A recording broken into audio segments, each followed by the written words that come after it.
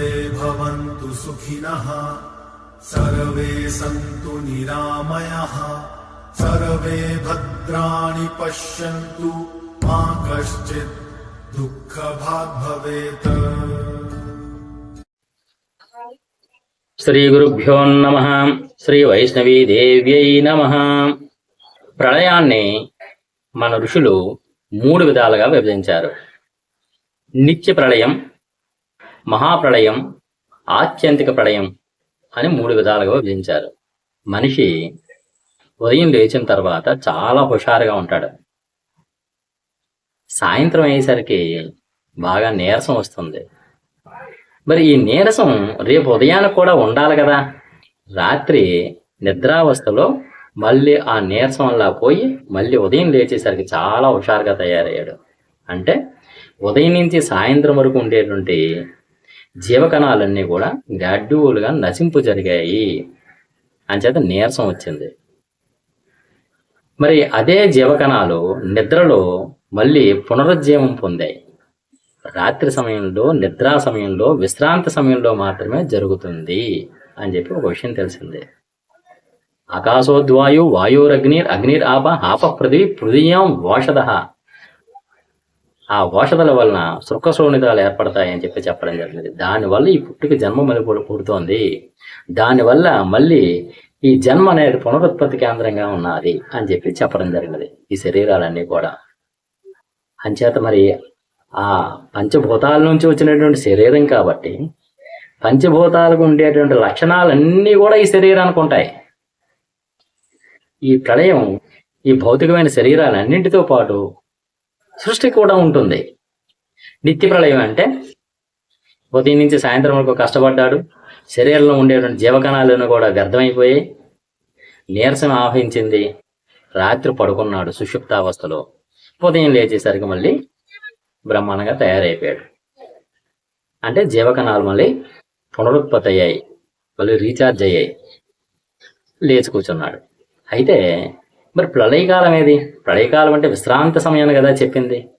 అంటే విశ్రాంతి ఎలా వచ్చింది అంటే మనిషి పడుకున్న తరువాత రేపు ఉదయం లేస్తే లేచినట్టు, లేవకపోతే పోయినట్టు ఆ స్థితికి చేరాడు కాబట్టి మనిషి అది ప్రళయకాలంతో సమానం అని చెప్పి చెప్పడం జరిగినది. దీన్నే నిత్య ప్రళయం అని అన్నారు. ఇంకా రెండోది మహాప్రళయం. ఒక జీవిత కాలాన్ని మహాప్రళయం అని అన్నారు. మనిషి పుట్టిందిలాగా ఇది కాలం చేసే వరకు మధ్య సమయం ఏదైతే ఉన్నదో దీనే మహాప్రళయం అని చెప్పి చెప్పడం జరిగినది. బాల్యం అయింది, యవ్వనం అయింది, వృద్ధాప్యం ఆవహించింది. అంటే ఇంతకాలం శరీరం ఒక 70 ఏళ్ళు, 80 ఏళ్ళు, 100 సంవత్సరాలు బతికితే దాంట్లో ఉండేటటువంటి శక్తి అంతా కోల్పోతుంది కదా వృద్ధాప్యానికి. అంచేత అది జీవి ఉండడానికి అవకాశం లేనటువంటి శరీరం అయింది కాబట్టి గతించిన తరువాత దాన్ని మహాప్రళయం అన్నారు.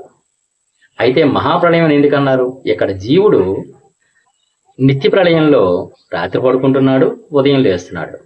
మరి మహాప్రళయంలో అక్కడ కూడా సేమ్, కానీ పెద్ద నిద్ర అన్నారు దాన్ని.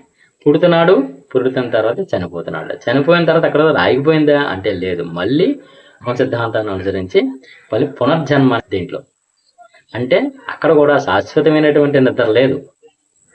నిత్య ప్రళయంలో జీవుడికి 7 గంటలో, 8 గంటలో, 9 గంటలో నిద్ర ఉంటే మహాప్రళయంలో జీవుడికి 80 సంవత్సరాలు, 90 సంవత్సరాలు ఆయన తాలూకు ఆయుర్ధాన్యాన్ని బట్టి ఏర్పడుతోంది.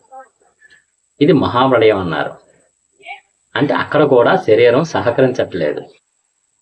ఇంకా మూడోది ఆత్యంతిక ప్రళయం. ఆత్యంతిక ప్రళయం మనకి 2 పద్ధతుల్లో చెప్తారు. ఒక పద్ధతి ఏమిటి అంటే అది జీవుడికి సంబంధించిందే. ఈ మహాప్రళయంలో ఈ జీవుడు చేసినటువంటి పాపపుణ్య కార్యాల వల్ల మళ్ళీ పునర్జన్మ అనేది జరుగుతోంది కాబట్టి అటువంటి పునర్జన్మ రహితమైనటువంటిది, అటు పాపం కానీ పుణ్యం కానీ ఎటువంటి ఫలితాలు ఇవ్వకుండా మళ్ళీ తిరిగి ఈ భూమి మీద జన్మించకుండా ఉండే స్థితి, ఇది భగవంతుల్లో లీనమయ్యి మోక్ష స్థితిని పొందేటటువంటి స్థితి ఏదైతే ఉన్నదో, లయమైందో, దాన్ని ఆత్యంతిక ప్రళయం అని చెప్పి ఒక పక్క చెప్పారు. ఇంకా రెండో పద్ధతిలో ఏం చెప్పారంటే పంచభూతాల తాలూకు లక్షణాలన్నీ కూడా ఈ భౌతిక ప్రపంచంలో ఈ భౌతిక దేహాలకు ఉంటుంది. ఒక వ్యవసాయదారుడు పంట ఒక భూమిలో 2 సార్లు 3 సార్లు వేసేసరికి అది పూర్తిగా దాంట్లో ఉండేటువంటి సారమంతా కూడా ఆ పంట తీసుకొని నిస్సారమైనటువంటి నేల మిగిలింది. మళ్ళీ అది సారవంతం అవ్వాలి అంటే ఏం చేస్తారు రైతులు? కొంతకాలం దాన్ని విడిచిపెట్టమన్నాడు. సంవత్సరమో 2 సంవత్సరాలు దాన్ని విడిచిపెడితే అది మళ్ళీ ఎంత నిస్సారమైనటువంటి భూమి కూడా మళ్ళీ సారవంతమైనది. అలాగే కొన్ని కోట్ల సంవత్సరాల బట్టి ఇక్కడ మానవుడు బతుకుతున్నాడు, జంతుజాలం బతుకుతోంది, వీళ్ళకి ఆహారం దొరుకుతోంది, ఈ భూమి మీద జరుగుతోంది అంటే మరి భూమిలో ఉండే సారం అంతా కూడా పశుపక్షాదులతో అన్ని కూడా మనం తింటున్నట్టే కదా. దాంట్లో ఉండేటువంటి గ్యాస్ తీసేస్తున్నాం, సరుకు తీసేస్తున్నాం, పెట్రోల్ తీసేస్తున్నాం, అన్ని లోపల నుంచి ఖనిజాలన్నీ తీసి తినేస్తూ ఉంటే మనం ఏదో రూపంలో అది నిస్సారమైనటువంటి భూమి అయింది కదా. అందు గురించి ఎంతకాలమైతే ఈ సృష్టి ఏర్పడ్డాదో, ఎన్ని కోట్ల సంవత్సరాలైతే సృష్టి ప్రారంభమై ఇప్పటి వరకు నిర్విఘ్నంగా కొనసాగుతుందో, మళ్ళీ అంతకాలం కూడా మళ్ళీ ప్రళయకాలం ఏర్పడుతుంది. దీనికే ఈ సృష్టి ప్రారంభమైన దగ్గర నుంచి సృష్టి కనిపించినంత వరకు కూడా దీన్ని బ్రహ్మక పగలదనం అని చెప్పాడు.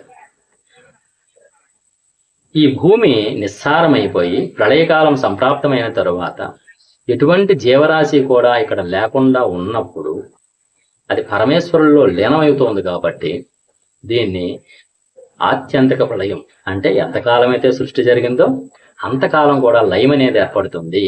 మళ్ళీ లయమైన తరువాత మళ్ళీ కొన్ని కోట్ల సంవత్సరాలుగా మళ్ళీ ఈ భూమి మీద మళ్ళీ పునరుత్పత్తి జరుగుతుంది, పునర్జీవం ఏర్పడుతుంది.